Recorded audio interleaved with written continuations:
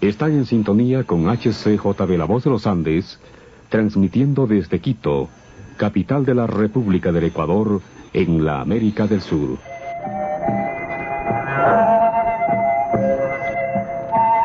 Noite após noite, a voz amiga da HCJB, a voz dos Andes, te acompanha e te anima. São 19 horas e 30 minutos em Quito, Equador, de onde transmitimos 21 horas e 30 minutos no Brasil. Horário oficial de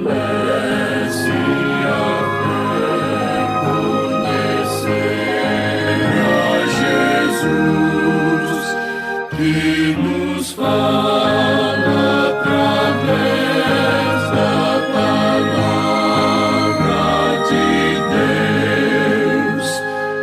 Apresentamos Através da Bíblia, o programa que leva você ao estudo sistemático e detalhado do Livro dos Livros, a Palavra de Deus.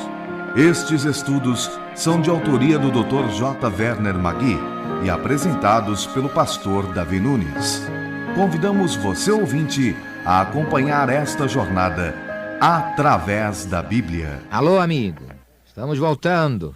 Estamos novamente com você. Vamos prosseguir nossa meditação, que foi interrompida, em nosso último programa. Nosso programa é em forma de série, então vamos dar sequência. Vamos continuar estudando, meditando, refletindo, recebendo as bênçãos de Deus. Nós agradecemos as cartas, elas são bem-vindas aos nossos estudos. E aqui nós temos uma cartinha que vem de Bom Jesus, do Tocantins, Pará. Ela diz assim, entre outras coisas: sempre recebi muitos conselhos bons ouvindo este programa e através dele tenho visto o poder de Deus atuando em meu lar. Meu esposo era muito doente, Deus o curou e hoje ele é dirigente de um ponto de pregação aqui perto da fazenda onde moramos. Creio que assim como meu esposo, muitos ainda se entregarão a Jesus. Muito obrigado, ouvinte. Eu também tenho essa fé, não é? E essa esperança que outras pessoas continuem sendo abençoadas através deste programa. Nós vamos lembrar o nosso endereço no final do programa para que outras pessoas também nos escrevam, dando notícias, informações, fazendo comentários sobre o nosso programa, fazendo seus pedidos de oração, de aconselhamento espiritual. Nós temos o prazer de ler sua carta aqui no nosso programa na próxima vez. Mas agora vamos orar. Nosso Deus, nós nos alegramos muito, Senhor, com os resultados da pregação da Tua Palavra pelo rádio, Senhor. E por este programa nós te agradecemos, porque diariamente estamos no lar dos nossos queridos ouvintes. Chegamos até às pessoas onde elas estão, ó Deus, à distância, com a Tua Palavra. E a Tua Palavra, mesmo transmitida assim pelo rádio, tem o mesmo poder quando transmitida de um púlpito para um auditório. Nós te agradecemos, ó Deus, porque a Tua Palavra não está condicionada a nenhuma circunstância, mas ela tem poder para falar aos corações, aonde quer que as pessoas estejam, e a Tua Palavra é sempre viva e eficaz e poderosa.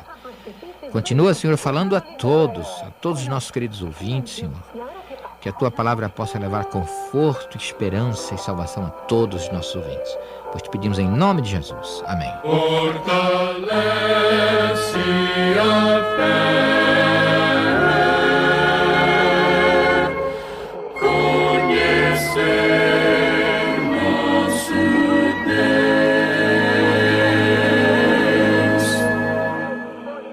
Prezado amigo, hoje estamos começando o nosso estudo na Epístola de Paulo aos Colossenses. Esta é uma das epístolas escritas pelo apóstolo quando estava preso em Roma. Estamos bem lembrados que a primeira epístola escrita pelo apóstolo na prisão foi a Epístola aos Efésios. O apóstolo escreveu também dali as epístolas de Filipenses e de Colossenses. Mas há uma outra epístola que foi escrita pelo apóstolo também ali. Foi a Epístola de Filemão. De forma que foram 4 epístolas escritas pelo apóstolo Paulo na prisão de Roma. E certamente 4 foram os portadores ou mensageiros que levaram estas epístolas aos seus destinatários. Elas todas foram escritas cerca do ano 62. 4 homens deixaram Roma secretamente, sem serem observados por ninguém, levando estes preciosos documentos. O primeiro foi Tíquico, que levou a epístola aos Efésios. É possível que Tíquico era pastor ou líder da igreja naquela cidade de Éfeso. Depois vemos Epafrodito, que levou a epístola aos Filipenses. Pode ser que ele fosse pastor também daquela igreja. E então nós temos Epáfras, o encarregado de levar a epístola aos Colossenses. Ele também deveria ser pastor ou líder daquela igreja. E finalmente temos Onésimo, que foi o encarregado da epístola de Filemão, que era o seu mestre, e estava retornando para ele, para Filemão. Paulo é quem aconselha o retorno de Onésimo e escreve uma carta para o seu patrão, que é chamado Filemão, reconciliando as coisas, pedindo em favor de Onésimo. Mas trata-se de uma carta muito rica de verdades espirituais e práticas que brevemente nós estaremos estudando. Essas 4 epístolas, elas juntas, formam o que muitos têm dito, a anatomia da igreja, a anatomia do cristianismo ou das escrituras. Creio que não há no mundo 4 documentos mais importantes do que estes 4 documentos que foram escritos pelo apóstolo Paulo.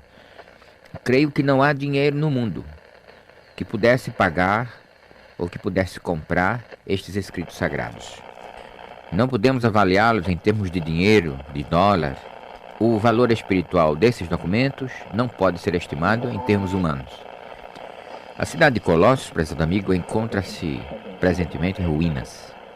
Ela está situada na mesma área de Laodiceia, de Herápolis. Quem viaja, por exemplo, para aquelas bandas, visitando os lugares bíblicos, deve visitar Colossos.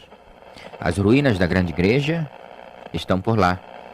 Naturalmente não havia um templo ou uma igreja, como geralmente nós conhecemos hoje.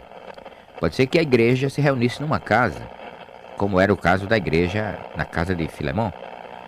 Mas Colossos tinha assim uma grande civilização, tinha uma grande população naquela parte do mundo antigo. O leste e o oeste se encontraram.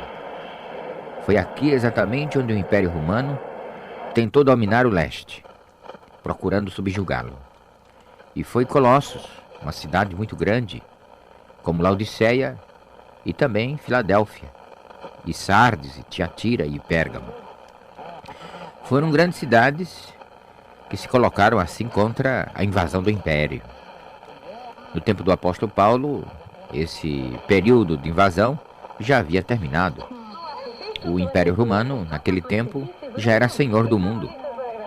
E naquele tempo, o mundo pagão entrou numa grossa imoralidade.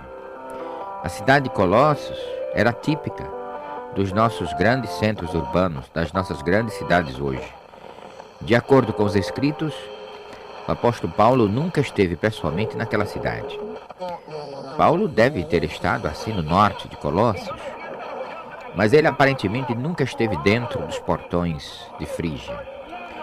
Ele veio até a cidade de Sardes, pela estrada de Roma, que passa exatamente por ali, passa próximo, e é possível que aquele fosse o caminho que levou o apóstolo a Éfeso. Paulo nunca esteve mesmo dentro da cidade de Colossos, embora seja ele o fundador daquela igreja, da igreja naquela cidade. E como poderia ter sido ele o fundador daquela igreja se ele nunca foi lá? Bem, ele deve ter sido o fundador da igreja de Roma antes de haver chegado lá. Epáfras aparentemente foi o líder que chegou a fundar diretamente a igreja de Colossos. Mas como Paulo fundou essa igreja, fundou a de Roma. Ele chegou a alcançar as multidões do Império Romano. Ele andou por muitas cidades do Império Romano e muitos dos que se converteram por seu intermédio chegaram a fundar igrejas. Paulo deve ter chegado até Laodiceia, porém não na cidade de Colossos. Paulo esteve, por exemplo, em Éfeso, trabalhando durante 3 anos. Havia uma grande civilização naquela área. A cultura romana havia chegado lá. A influência grega já não era muita coisa. A Grécia já estava muito deteriorada. Então a filosofia, a cultura haviam apodrecido. E assim foi grande o benefício que o apóstolo fez naquela área do mundo antigo, levando o evangelho da esperança e da paz. Não era apenas o apóstolo, mas o apóstolo e seus companheiros, seus colaboradores, deveriam estar com Paulo, Marcos, Barnabé, Silas, Timóteo e talvez outros apóstolos deveriam ter se unido ali ao apóstolo Paulo. João se tornou pastor na cidade de Éfeso e certamente ali ele foi sepultado, o apóstolo João. Mas foi ali um grande campo de missão que frutificou muito. Só o evangelho podia crescer naquele lugar, pois era uma área onde o paganismo proliferou muito. Religiões de mistério se centralizaram naquela área. Os mistérios daquelas religiões eram superstição e loucura, como é o caso de todas as religiões que não têm como a sua única regra de fé e prática a Bíblia, a palavra de Deus. Naquele tempo já crescia e se espalhava por toda parte o gnosticismo. E Colossos não ficou isenta dessa heresia. Deveria ser a primeira heresia da igreja. Havia muitas formas de gnosticismo. Em Colossos havia os essênios, que se identificavam por 3 pontos. Eles defendiam a tese de terem exclusivamente espírito. Eles eram considerados aristocratas da sabedoria. Eles se consideravam o povo mais importante. Achavam que tinham o conhecimento de todas as coisas em suas mãos. Eles tinham o monopólio de tudo. E assim, com essa pretensão de saber todas as coisas e de saberem melhor do que ninguém, e melhor do que os próprios apóstolos, eles pensavam, então eles se consideravam com o direito de criar doutrinas. É a mesma coisa que acontece hoje em alguns que se consideram a terceira revelação, colocando-se acima dos apóstolos, que representa então um perigo para aqueles que não conhecem as Santas Escrituras. As seitas espíritas, por exemplo, que se consideram a terceira revelação, a quarta revelação, coisas assim. Bom, para o verdadeiro crente, Cristo é a revelação máxima. É a revelação máxima que temos de Deus. Os apóstolos, os oráculos de Deus, os fundamentos da igreja, são parte da revelação de Deus, da revelação especial de Deus. E Cristo é a revelação suprema. Os apóstolos são os fundamentos da igreja. O que eles disseram, o que eles escreveram, isto aí forma a revelação especial de Deus ao homem. E Cristo é a pedra fundamental da igreja, a revelação máxima e suprema de Deus. A segunda intervenção dos gnósticos, prezado amigo, era que Deus não criou o mundo. Os gnósticos diziam que Deus não criou o universo diretamente, mas Deus criou uma criatura, e essa criatura, por sua vez, criou outra criatura, e a essa última, então, criou uma outra, que criou outras, e assim sucessivamente. Então, os essênios dizem que Cristo foi uma das criaturas na longa série da criação. Uma coisa absurda. E é o que é conhecido no panteísmo da filosofia grega como sendo o demiurgo. Havia outra marca neste grupo, eles praticavam o ascetismo ético. Eles foram influenciados pelo ascetismo grego. Eles foram grandemente influenciados pelo estoicismo, como também pelo epicurismo. Eles eram panteístas. O cristianismo sempre foi ameaçado por doutrinas perigosas. Há um perigo permanente para o cristianismo que é o formalismo religioso. Muitas igrejas cristãs em nossos dias são muito ritualísticas. Muitas vezes se trata de um formalismo vazio, sem nenhum poder. Grandes grupos cristãos vivem praticando um cristianismo de formas e de ritos, sem vida e sem poder. Do outro lado, nós temos o extremo em igrejas que estão andando no perigo de se evaporarem em filosofias. Muitas teorias filosóficas têm dividido as igrejas. Um cidadão me perguntou certa vez, qual é a teoria que você defende sobre a inspiração da Bíblia? Eu disse para ele que não defendia teoria nenhuma sobre a Bíblia. defendi a verdade de que a Bíblia é a revelação de Deus. Eu creio firmemente que a Bíblia é a palavra de Deus. Isso não é teoria, é a verdade. Agora, há muitas teorias sobre a inspiração da Bíblia. Isso é um perigo. Olha, amigo, do outro lado a gente encontra as igrejas ritualísticas. E depois encontramos as igrejas liberais. Jesus disse: eu sou a água da vida. Ele não disse que era o gelo da vida. Ele não disse que era a água evaporada.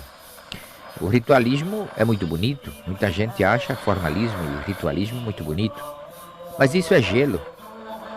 Você pode assistir a um trabalho ritualístico, mas é gelo. Cristo é a água da vida. Cristo não é também água em estado de evaporação. Nós estamos diante do perigo de querermos adicionar alguma coisa ou de subtrair alguma coisa naquilo que Jesus ensinou. E isso representa um grande perigo. Paulo diz nesta epístola que em Jesus habita a plenitude da divindade. Nele habita toda a plenitude. Nós podemos ter em Cristo tudo quanto carecemos, amigo. O pensamento dominante nesta epístola aos Colossenses é que Cristo é tudo em todos. Ele é a plenitude de Deus, ele é a vida da igreja. Ele é o cabeça da igreja. Ele é tudo para a igreja e para o cristão, para cada cristão. Não podemos esperar de uma religião, embora tenha ela o nome de cristãos, não podemos esperar nela, nem dela, qualquer coisa que nos traga sentido à vida. A religião, se não traz Cristo, se não apresenta Cristo, não significa muita coisa. Não podemos nos alimentar de uma doutrina que não tenha a vida de Cristo, que não tenha o poder de Cristo, porque Cristo é a água da vida. Nós, como membros da Igreja de Cristo, estamos cheios da vida de Cristo. Estamos ligados a Cristo. Estamos unidos a Cristo. Estamos em Cristo. Nele habita toda a plenitude. O pensamento dominante desta epístola é exatamente este: Cristo é tudo. Ele é tudo e tem tudo quanto carecemos. Carlos Wesley, um dos seus maravilhosos hinos, diz: tu, ó Cristo, és tudo quanto eu preciso. Como isso é maravilhoso, não é? É isso que esta epístola vai nos dizer. É uma epístola própria para vir depois de Cantares de Salomão. É uma epístola que nos apresenta o quanto Jesus é precioso para nós. É Cristo que nos traz o consolo para os nossos corações, o poder para as nossas vidas. Uma irmã em Cristo, já bastante velha, com seus 80 anos, sente-se confortada em Cristo. Ela não espera viver muito tempo mais. Ela, presentemente, está descansando na glória de Cristo, no amor perdoador de Cristo.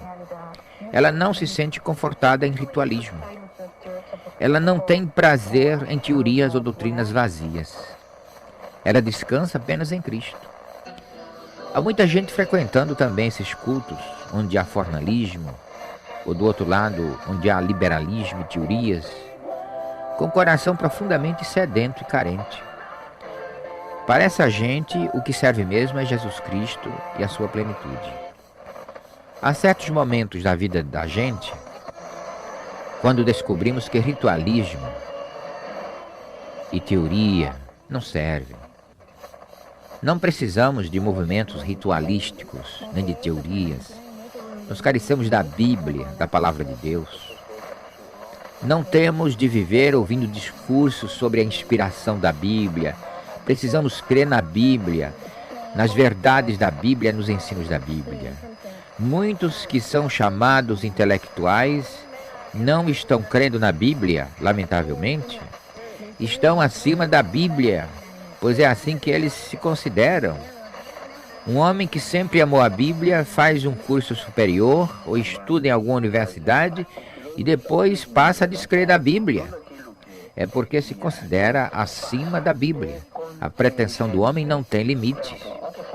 Muitos aparecem com doutrinas ou ideologias humanas apresentando como sendo algo superior do que nós já recebemos no cristianismo.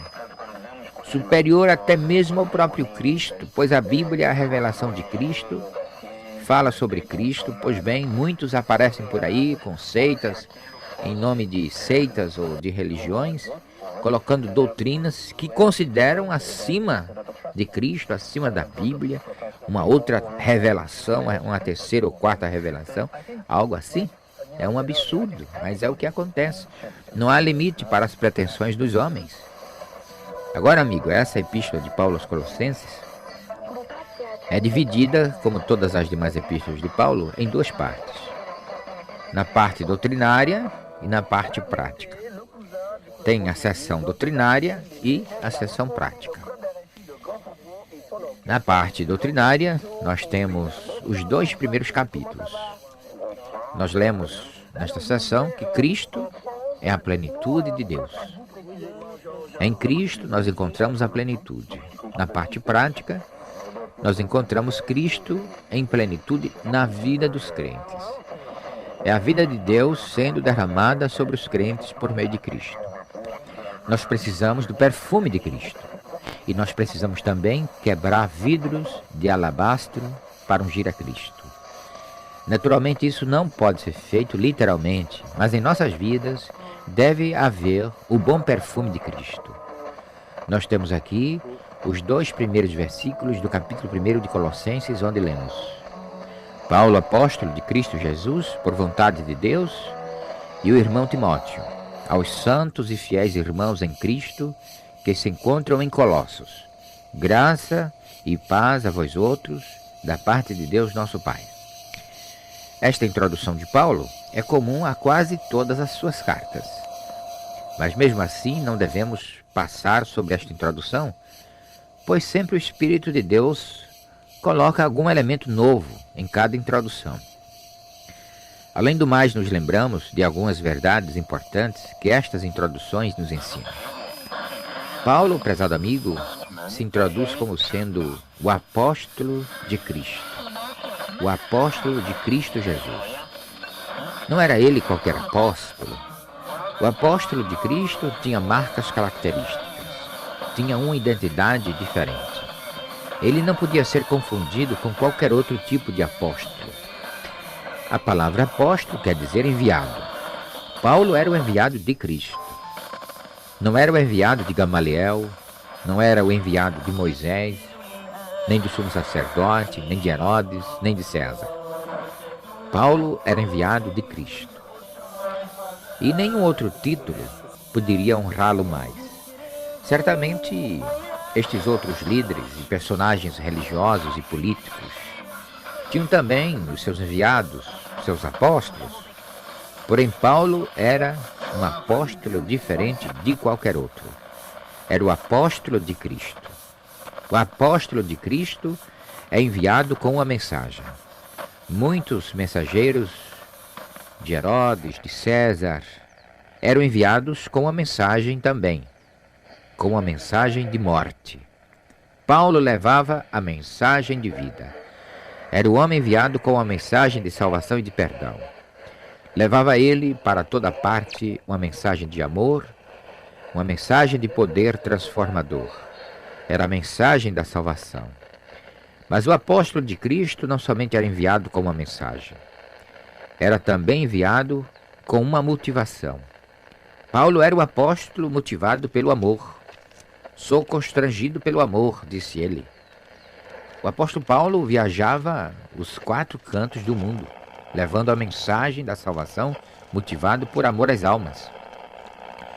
Ele não media esforço. Tudo quanto sofreu, sofreu por amor a Cristo, por amor à causa. Só o amor nos capacita a sofrermos tanto. Paulo, além de ter uma mensagem e uma motivação, tinha também um poder. Era o poder do Espírito Santo. Era o próprio poder divino. Paulo sabia por experiência que não podia realizar a obra a que foi convidado sem o poder de cima. Por isso ele disse: posso tudo naquele que me fortalece. Pela graça sou o que sou, dizia Paulo. Prezado amigo, tudo quanto de desagradável, perigoso na sua vida, na vida do apóstolo, inimigo, oposição. Nada representava para o apóstolo Paulo, que avançava sempre. Ele podia tudo em Cristo Jesus. Era mais do que vencedor em Cristo. Mas diz que Paulo era o apóstolo de Cristo por vontade de Deus. Isso é muito importante, amigo. Ele era o apóstolo de Cristo por vontade de Deus. Está fazendo uma obra pela vontade de Deus. Há muita gente fazendo trabalhos por aí. Há muita gente realizando grandes coisas por aí. Mas será que o irmão está dentro da vontade de Deus? É possível que você diga que só quando a pessoa estiver dentro da vontade de Deus é que pode fazer uma obra assim.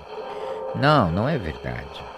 Não é bem assim. Antes de tudo, o crente precisa saber qual é a vontade de Deus. Ou melhor, é preciso saber se o irmão está dentro da vontade de Deus. É certo que é da vontade de Deus que nós trabalhamos para a causa do Evangelho. Mas estamos nós dentro da vontade de Deus? A nossa vida está agradando a vontade de Deus? Bem, é tudo por hoje. Muito obrigado. Volte a nos ouvir na próxima vez e que Deus o abençoe ricamente. Terminamos mais uma apresentação do programa Através da Bíblia. Esperamos que você nos escreva, dando a sua opinião sobre o que ouviu. O nosso endereço é Caixa Postal 18.300, CEP 04626-970, São Paulo, São Paulo. Repetindo, Caixa Postal 18.300, CEP 04626-970, São Paulo, São Paulo. Este programa foi produzido nos estúdios da Transmundial.